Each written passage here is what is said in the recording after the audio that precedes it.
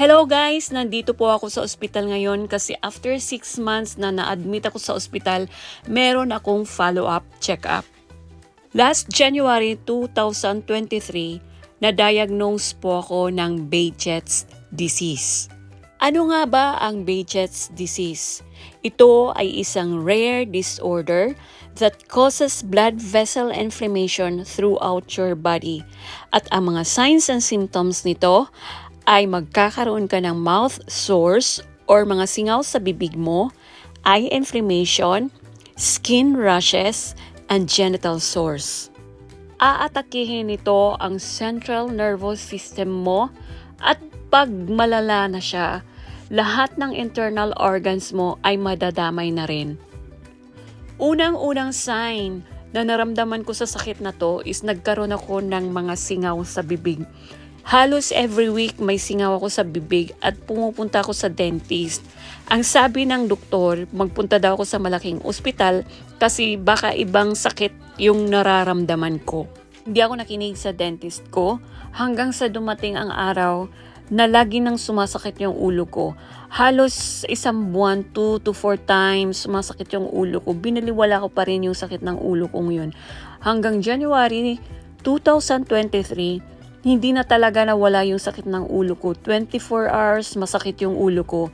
Kaya nag-decide na kami na magpunta sa isang clinic ng mga utak para ipakita kung ano yung nararamdaman ko.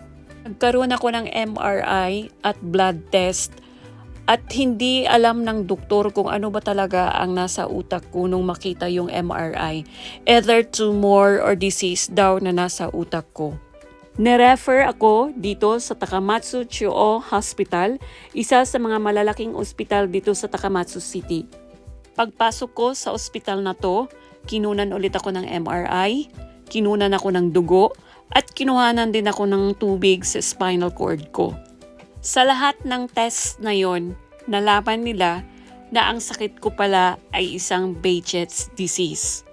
Gusto ko lang ipaliwanag sa lahat na ang Behçet's disease ay hindi sakit ng pagkabaliw. Isa akong caregiver dito sa Japan at mataas ang standards ng mga Japanese. So kung isa akong baliw, hindi ako matatanggap sa trabaho. Automatic patitigilan ako sa pagtrabaho dahil hindi basta-basta ang trabaho ng isang caregiver.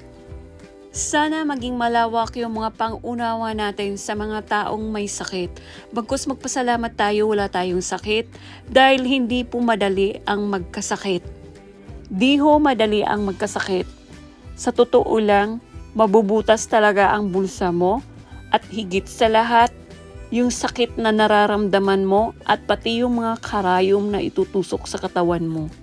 Sa wakas, natapos na rin ang check-up ko and as usual, kinunan pa rin ako nila ng dugo para malaman kung ano na talaga ang takbo ng Behçet's disease sa katawan ko.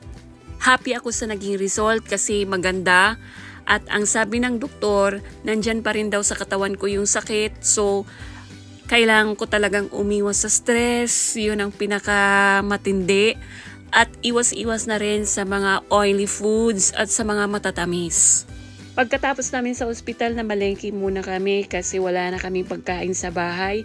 Eto malapit na si Ann Nakayama po ulit. Don't forget to like, comment, and subscribe. Paki-share na rin po. Bye-bye!